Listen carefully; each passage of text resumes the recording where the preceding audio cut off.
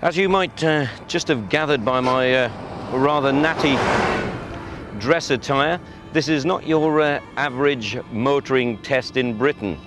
So, after an all-day flight, I've ended here in the Sinai Desert, Egypt. Long journeys in the desert demand one thing: transport that is totally reliable and that can run on absolutely precious fuel for miles and miles. Perhaps like the Camel? No, this is my transport for the desert. Peugeot's brand new 406 HDI diesel. Let's go and see how it measures up. So, Peugeot reckon this is one of the quietest diesel engines around, so let's just put it to the test. Well, first to second is undeniably a diesel. Third similar. Fourth gear, we're talking about petrol levels of sound. This is more than acceptable. Acceleration, especially in the mid-range, is good. This new engine has definitely improved the low-down torque. It's a car that's got a reasonable degree of performance. Key thing about this new engine is it's called common rail diesel. Diesels are seriously important business for Peugeot. They've made a staggering 8 million in the last 20 years. With a 406, they've sold 600,000 so far, 53% of which have been diesels. So this engine is very important to the Peugeot range. From a comfort point of view, you've got very supportive seats, steering position is excellent, dash is well laid out, a bit too much grey plastics for my liking, but everything's in the right place and it's a pretty nice driving environment. So, diesels are definitely more economical than petrol, but what they like to drive and own? Well, as far as I'm concerned, this car drives remarkably like a petrol.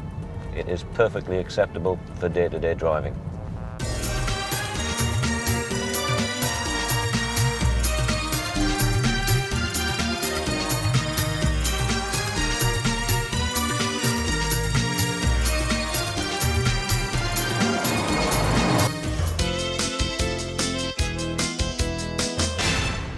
I have a problem with diesel cars, and that problem is I just don't like them.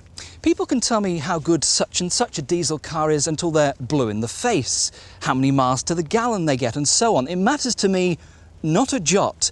That noisy clatter at tick over, plumes of murky smoke coming from the exhaust, yuck. I'd rather ride my son's battery-powered motorbike, to be honest.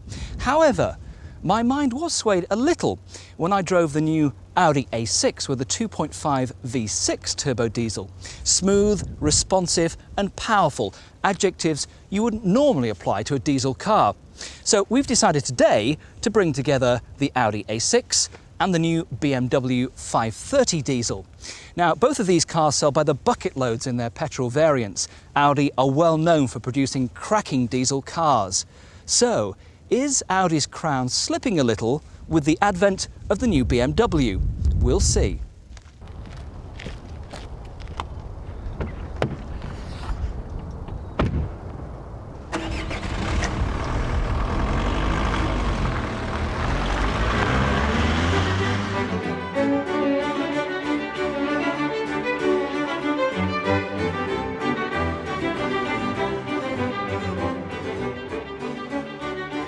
Now, as soon as you're in the Audi A6, you know you're driving a quality car. The cabin is classy, spacious and luxurious, and the finish is absolutely superb. All the materials used are top class, and that just matches the exterior design of the A6. Surely one of the most handsome executive cars on the road today.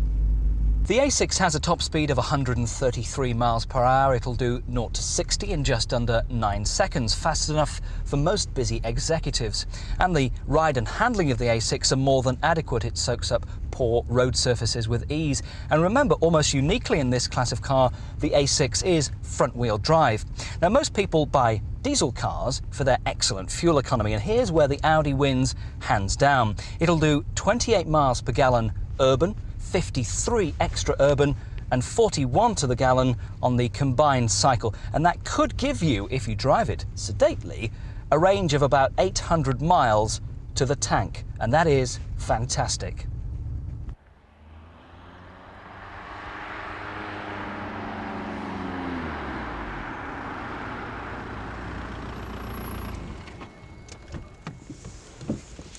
So the Audi remains a class diesel act. It's powerful, it's responsive, and it is quiet at most speeds apart from at tick over. It's very impressive. How will the new BMW 530 diesel compare?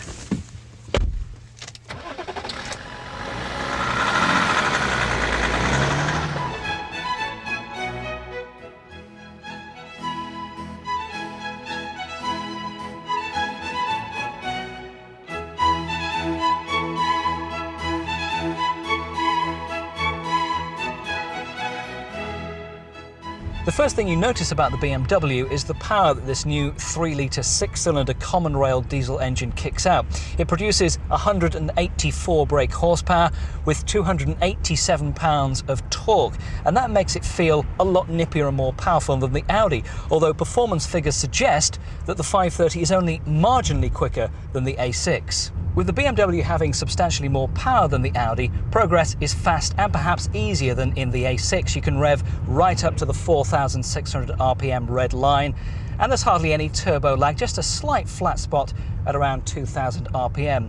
Handling is sharp and nimble, and you can really hustle the 5 Series fast round country lanes. So I've had a chance to drive both of these cars, and they are both seriously impressive. The Audi will cost you in SE trim £29,000, the BMW in SE trim bit more expensive, £30,500. The Audi has the better fuel economy, the BMW more power. The Audi is the newer model of the two, but I think if it was me and I had to have a diesel as my car, I'd go for the BMW. Diesels are getting to be seriously good cars, and depreciation on these cars is excellent. Your accountant or finance director will be delighted if you bought either of these vehicles, and I think I'll keep the keys to the BMW if you don't mind.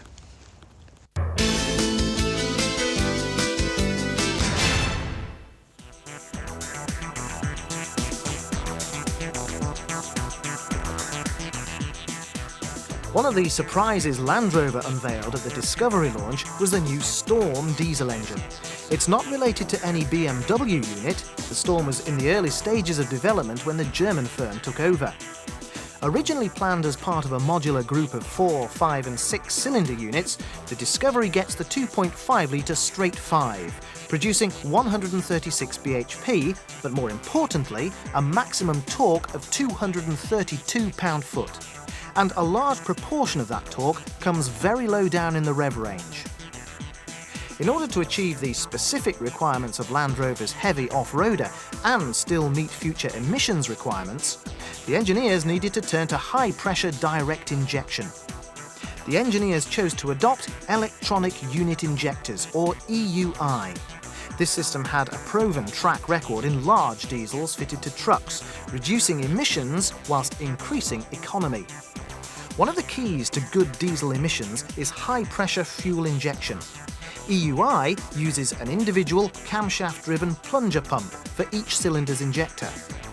This allows up to 22,000 psi to be generated, compared to about half that for a standard direct high-pressure injection system.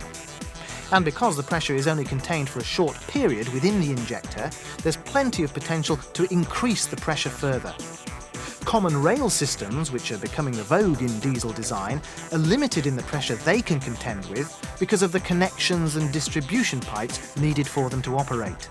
Land Rover proudly claim that the new unit exceeds even future emissions requirements without needing a catalyst.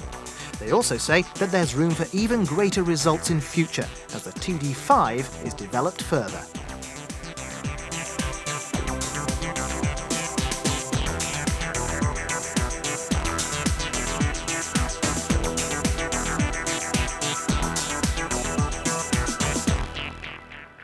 The joys of motoring journalism, getting hold of brand new cars, testing them and telling you all about them. Except, of course, this isn't a new car. This is the Citroen Tsara. You're right, you've seen thousands of them around, and they've been around a good few years. This is what's different. It's got a new engine. And it's a diesel. And if at that point you look heavenwards and groan and say, "Ah, come on, diesels, slow, noisy, inefficient, boring," give me a few minutes of your time and I might just convince you otherwise.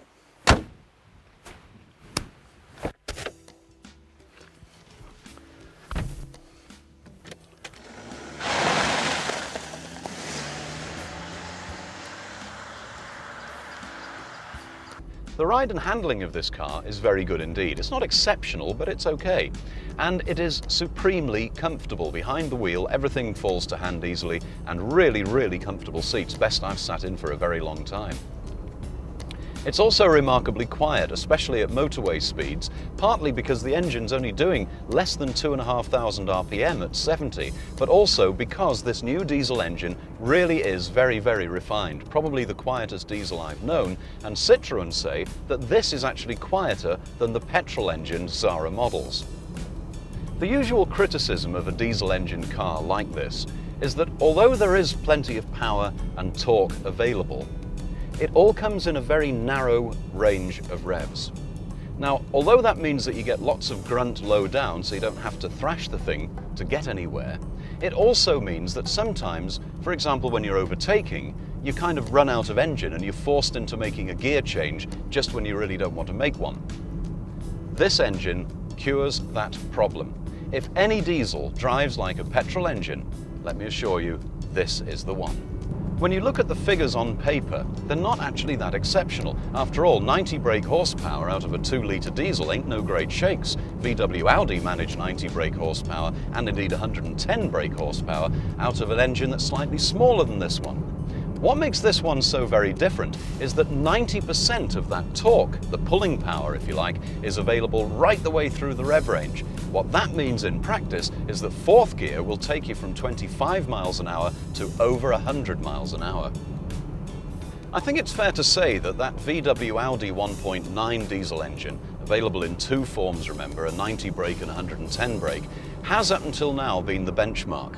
Me personally, I ran one of those vehicles. I had the Audi A4 and did 50,000 miles in it and really, really liked it. So I'm a diesel convert already, but I have to say to you, this is a better engine. Acceleration and top speed figures are almost identical to the Tsara 1.6i petrol engine. However, it returns 54.3 to the gallon as opposed to the petrol engine's 38.7. In continental Europe, 1 in every 4 passenger cars sold has got a diesel engine. Here in the UK, we're nowhere near that. Admittedly, diesel fuel has a price advantage on continental Europe that it doesn't have here. Nonetheless, that combination of economy and performance that you get with an engine like this may push that figure an awful lot higher, because it certainly deserves to be looked at if you're shopping for a vehicle in this class.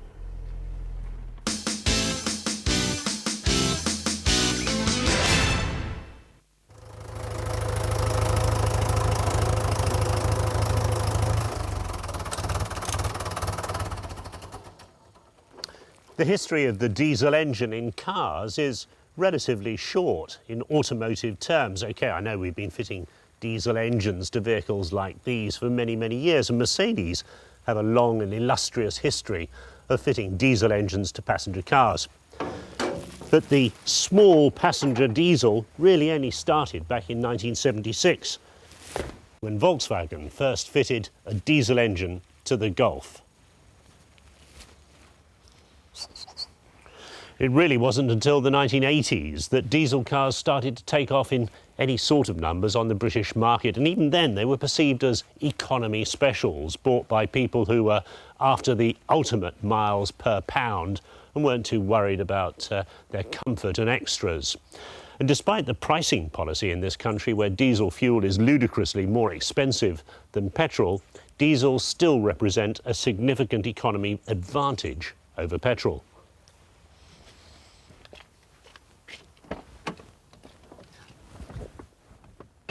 Diesel technology has been moving pretty fast since then. First thing to come along was the turbo diesel that restored performance over the petrol engine versions and also gave massive increases in torque. And then last year came common rail diesel technology, started by Peugeot, Citroen and Isuzu, and been trumpeted by them ever since.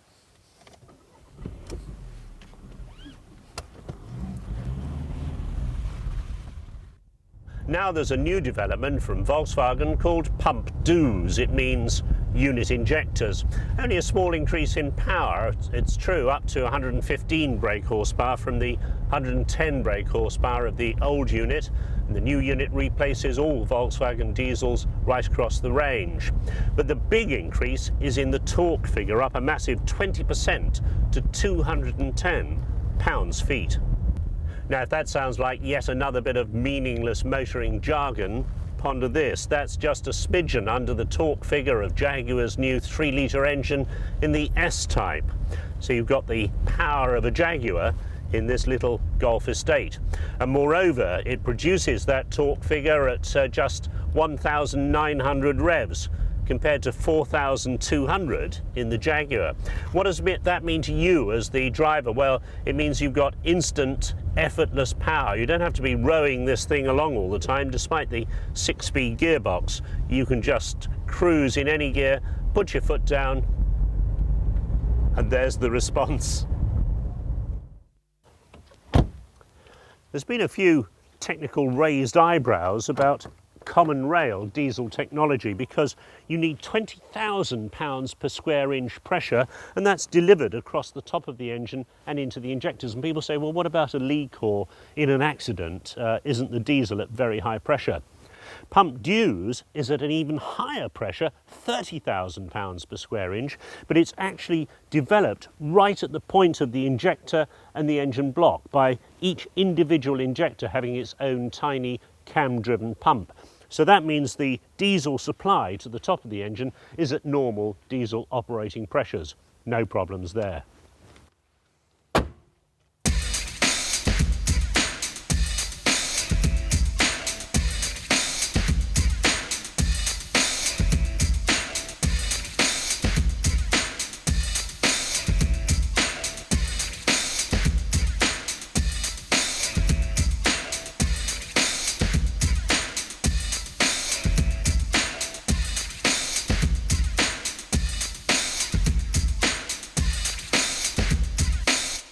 Now, the point of this leapfrogging technical race in diesels isn't to make the cars more attractive to the driver, although that's a very welcome side effect. No, the real point is to make the diesel engine more emission friendly, in particular to reduce the particulates that in the past have been controversially linked to health issues.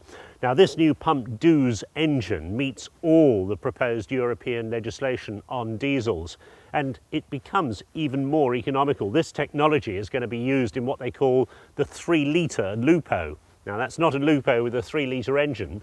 It's a Lupo that will consume 3 litres of fuel for every 100 kilometres covered. That's 95 miles to the gallon. That's what I call economy. Diesels are no fun, are they? They're big, big business. I accept that. 3 million last year in Europe, up 20%. Everybody appears to be into diesels now. Even Jaguar are considering it. But when they said Alfa Romeo and a diesel, I just couldn't believe it. Alfas are sporting thoroughbreds. Beautiful Italian masterpieces. You can't have a diesel in an Alfa. Or can you?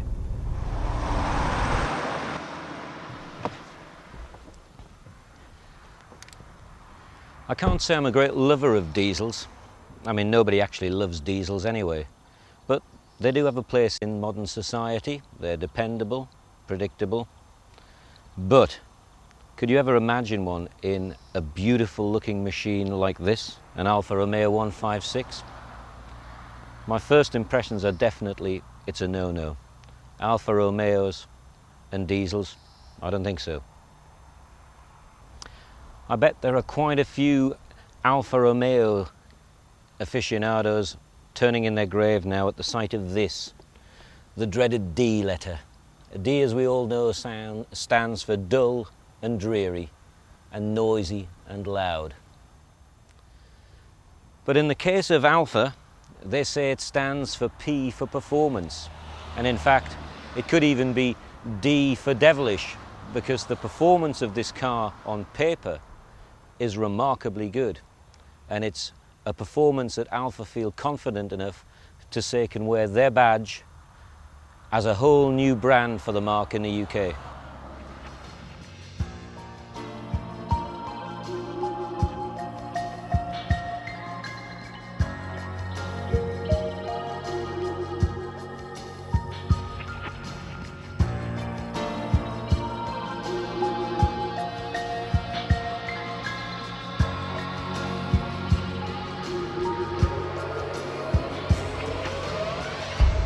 One thing's for sure,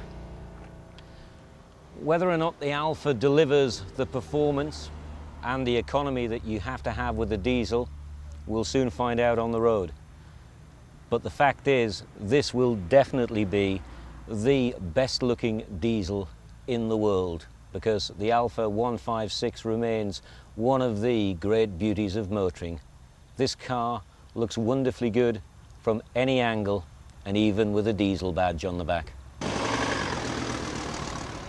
Very first impression, soon as you put the right foot to the accelerator, instant response. There's no turbo lag. This car feels immediately frisky. You see, the reason why diesels are so important to Alfa is that not only does everyone expect Alfa to look beautiful, they also expect them to sound beautiful. They have some of the sweetest sounding engines in the world. So let's see what this diesel is like when we push it. Beautiful. I don't know if you heard that thoroughly, but that is a great sound.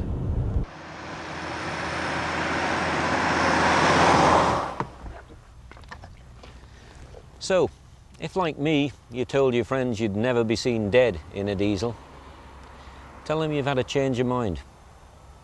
Tell them you didn't realise that Alfa were just going to come up with the sexiest, sportiest diesel you've ever driven. And you know the best news of all? You can even tell the wife that when you're buying this for just over £20,000, you're being really, really sensible, because it really is an incredibly practical motor. It just happens to be the most fun diesel you'll ever drive.